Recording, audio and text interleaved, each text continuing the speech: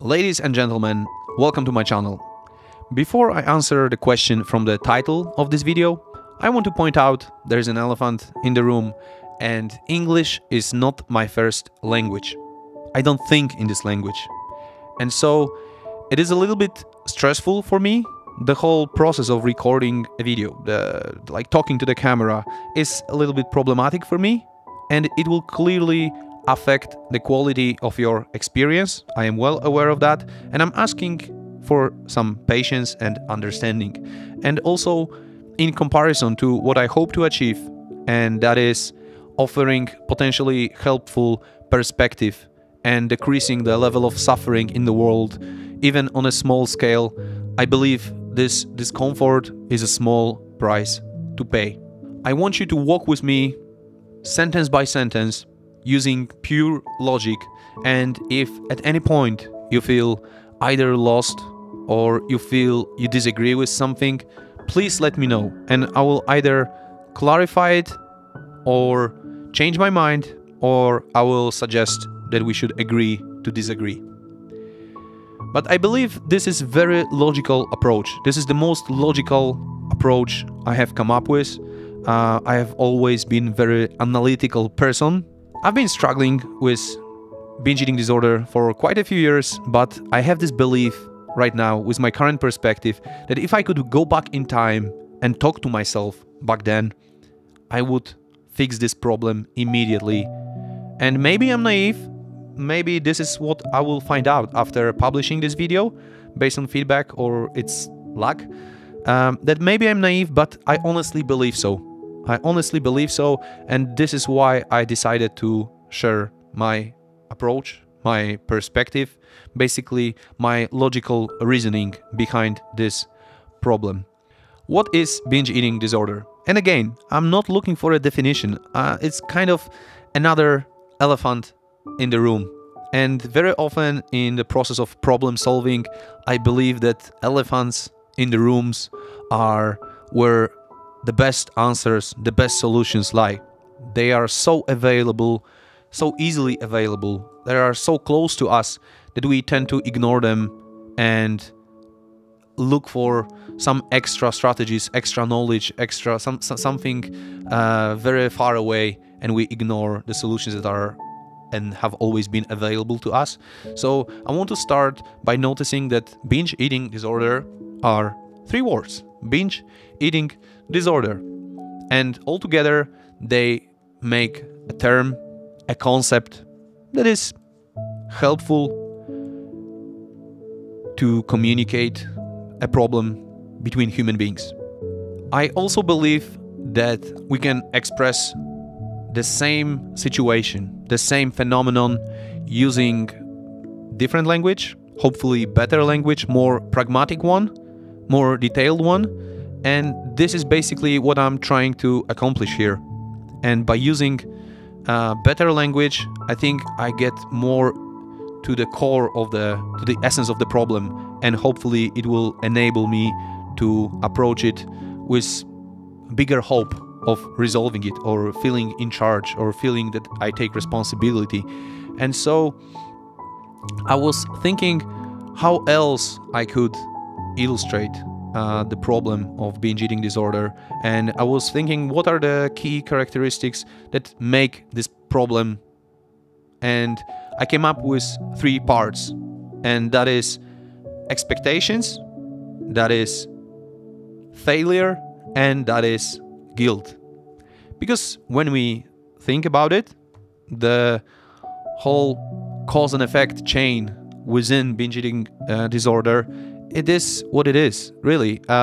We are hoping, we promise something to ourselves. Sometimes it's not even verbalized, it's not expressed out loud, or we are not even aware of those thoughts, of those promises, but it looks like we are promising something to us and we expect it will go perfectly. Then when we start eating and it doesn't meet our expectations, we feel we failed. And then part three, we feel sense of guilt, resentment, we hate ourselves, we feel powerless, and so on and so on. And so, is there anything we can do about our expectations, about failing, about sense of guilt? I believe yes, to some extent, but in a way we cannot escape the scale of those three parameters. So basically, we will always have some expectations. I don't believe we can get rid of our expectations, and we will always expect something from ourselves. Even if we try not to, we will. I believe this is just a human nature, and we will always have expectations. But what expectations we have is definitely something we can work on, and it's in our control to manage our expectations. I can see the weather forecast and it's raining. I can manage my expectations that I will either need an umbrella, or I can stay home, or I will get soaked in the rain. And so I might fail again, like I will expect it will rain and it will not rain, for example, but I hope you know what I mean, that we can manage our expectations. And regarding failure, again, we will always fail.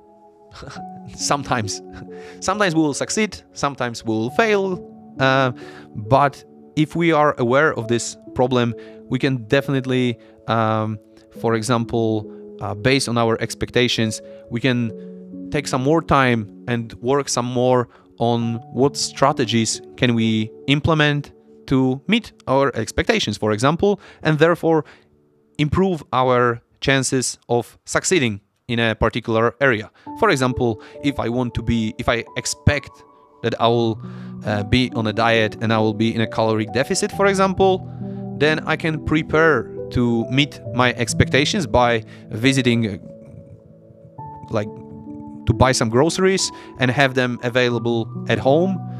Then I don't have to rely on willpower that much, for example, when I already feel hungry and I will make worse decisions. So I can prepare to succeed with my expectations. I hope that also makes sense. And again, let me remind, please let me know if something doesn't make sense or you disagree. But yeah, there is some part of it that is in our control, and we can have some impact. And there is the last part, which is guilt.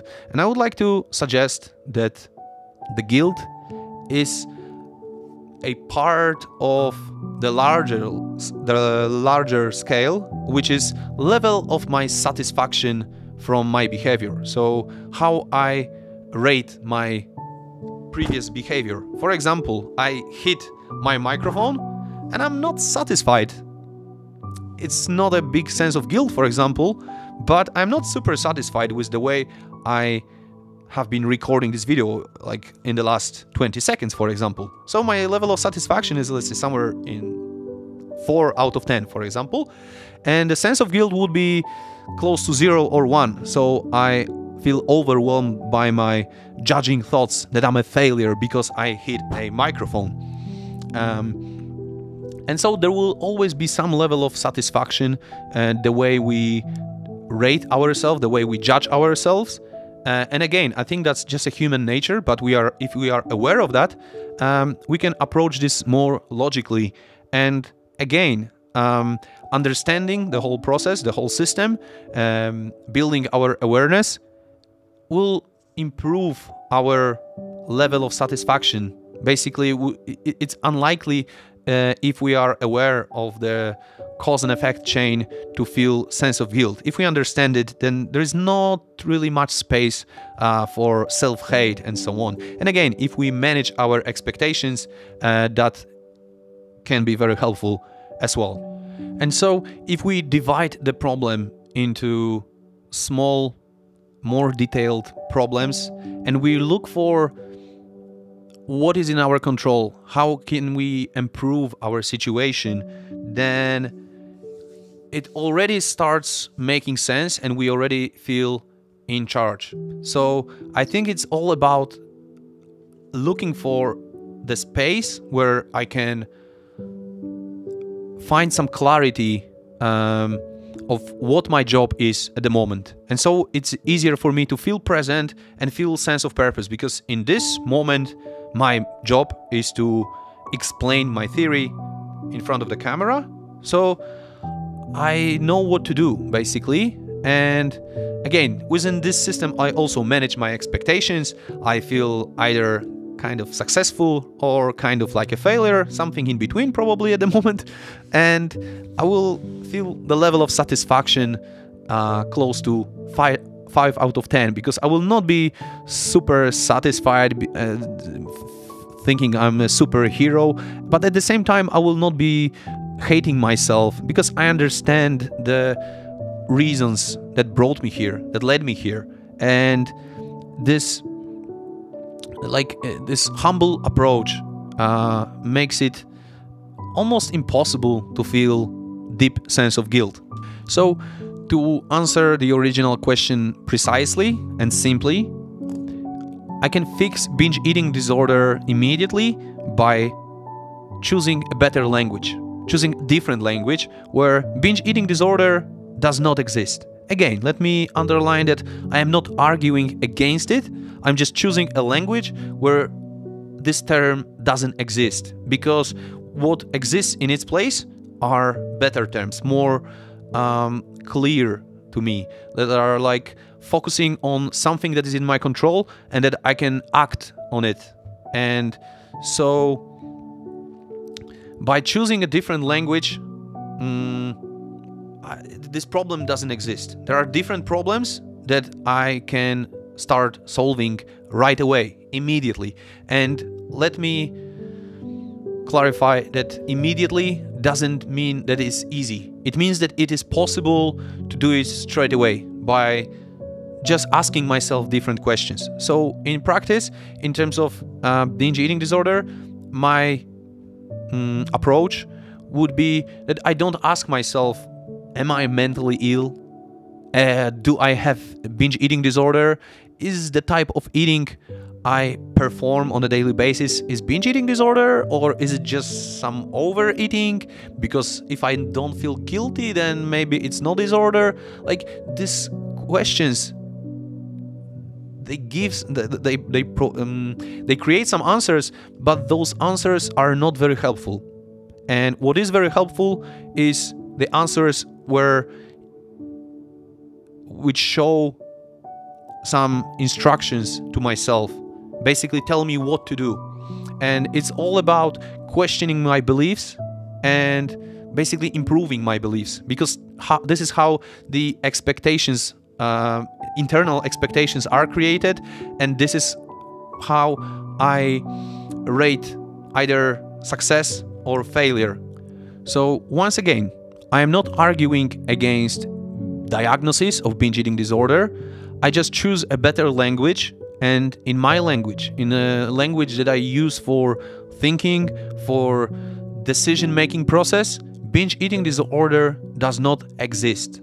What exists is acceptance, choices, and consequences of those choices. And that paradigm has not been labeled disorder yet. And binge eating disorder is like rain-soaking disorder, basically. And it used to be very difficult for me to accept my binges, the way I ate, basically, to be more precise. And at the moment, it's extremely easy for me to accept everything, really, including my food choices execution. And and I came to the conclusion that the acceptance is only difficult because it is extremely easy. And we ignore this option because it's so close to us, it's so available to us, that we just ignore this. And I think this is the step number one, to accept the situation and focus on the next move. What is the next possible step that I really believe in? That I really believe this is a good plan for me, and it doesn't have to be solving long-term problem that I have. It just has to approach the next moments, the next hours, and this is a good start. And yeah, and this is something I wanted to share. Maybe it's just a beta version of my approach, but I felt I kind of had to share this with the world, and I will be very, very grateful if you could give me some feedback Is it relatable? Does it make sense? Is it helpful? Is it not helpful? Please, I'll be very grateful for any feedback, and thank you for listening, and I hope you have a great day, and all the best to you, and yeah.